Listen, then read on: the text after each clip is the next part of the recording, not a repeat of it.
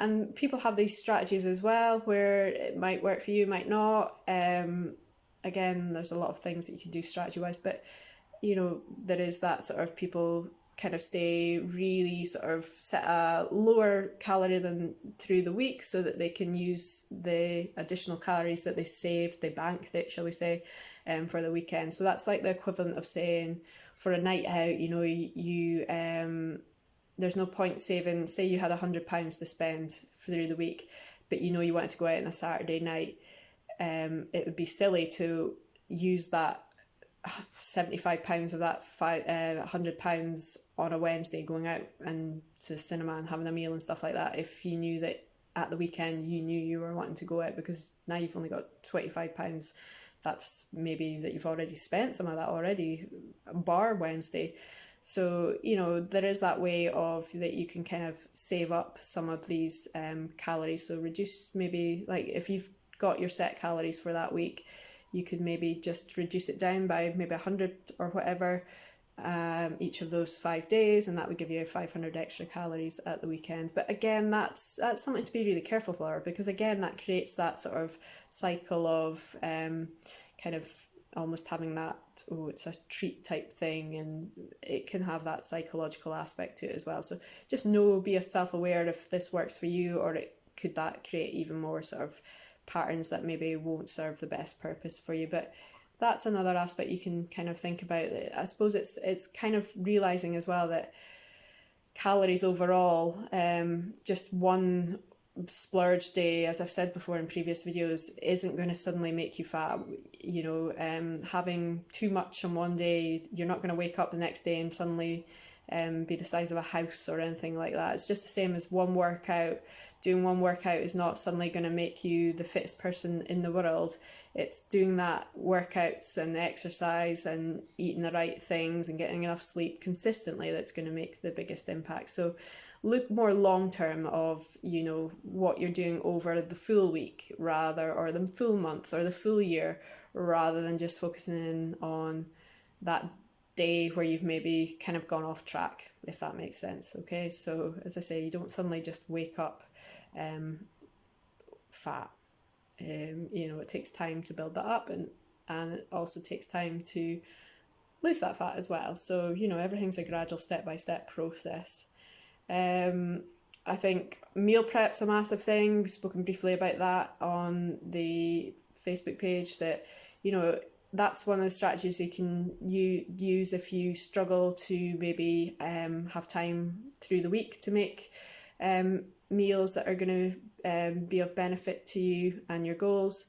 If you can spend some time maybe on a Sunday or whatever, just doing a little bit of prep work, that'll save a lot of hassle. So it means that when you come home, it's going to be a lot easier and quicker for you just to take something that you've already prepared from the weekend. So you've got the option of freezing meals, you've got the option of cutting up your vegetables and stuff like that beforehand.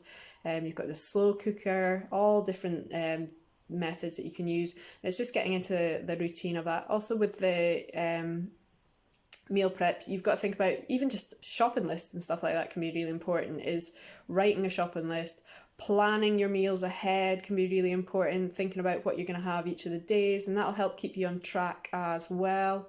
And that's why it's often that sort of area that people fall short on, because when you're tired and you've had a long day at work, sometimes the last thing you want to do is come home and spend an hour or whatever making some meal when you just want to get fed and refueled. So I think that's important to kind of think about meal prep. Again, that's something that we can kind of go more into through some Facebook posts and stuff like that, if that's something that people need a little bit of support with. Spoke about setting SMART goals, that's really important, and having a clear plan that'll help keep you be on track. Accountability is another thing. That's why a lot of people do get coaches and personal trainers and stuff like that, because that helps keep that accountability. But you also have to be accountable for yourself. You can't place that responsibility into someone else's hands, but they can be there to kind of guide you and give you the education to allow you to then go forward with your life and be able to take better control of it. As I say, if there's any sort of more mental health side of things, it's important to get the support there as well, because that can have a massive impact on your relationship with food and also just your general well-being. You know, if you're not in a good place mentally, that can have a huge impact on a whole variety of factors within the body and how your body responds, and the hormones that are circulating through your body as a response to some of the sort of stress and anxiety you might be feeling. And it can impact the choices that you make and the decisions that you make, and your tiredness can all have a big impact. So just be aware of that. And as I said, I think thinking about the long term instead of a quick fix is a key thing as well. And that's not always something that we're set up as well to do. Sometimes we kind of quite understandably want to do what's going to get the results quicker, but it's not going to be the sustainable results that you're looking for. And you want to be able to have a diet that fits with you and your lifestyle as well. So if counting calories isn't for you, that's fair enough. You know, I've suggested ways that you can kind of go after these results without having to count calories. You could focus in on just hitting your macros. Again, that's not something you have to do either, but it can help get your results and get you the results that you want a little bit quicker, I suppose, and more efficiently. And again, as I say, if you don't count your calories, it doesn't mean that you're never going to be able to lose weight because you've never counted your calories and stuff like that. It'll be more of an experimental process of, you know, adjusting things, seeing how that worked, retrying, doing different, you know, just little modifications that you can do.